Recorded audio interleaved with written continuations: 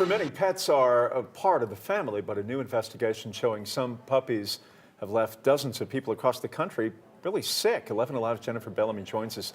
Jennifer, this is an investigation that pet owners really need to know about, particularly with Christmas coming upon us. Yeah, Jeff, according to the CDC, there's an outbreak of Campylobacter jejuni. It's a bacteria being linked to puppies purchased from pet stores. Now, Campylobacter jejuni spreads to people through contact with the feces of an infected animal.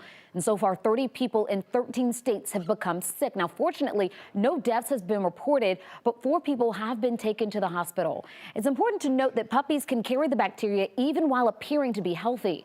The CDC is urging anyone who comes in contact with dogs to stay safe and clean using these steps. Always wash your hands after touching your dog, after handling their food, and cleaning up after them. You want to pick up and dispose of any dog waste, especially in areas where children might play.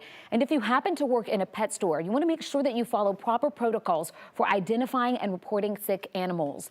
As of right now, a single common supplier has not been identified. However, the CDC is investigating to try and find that source. Jennifer, thank you.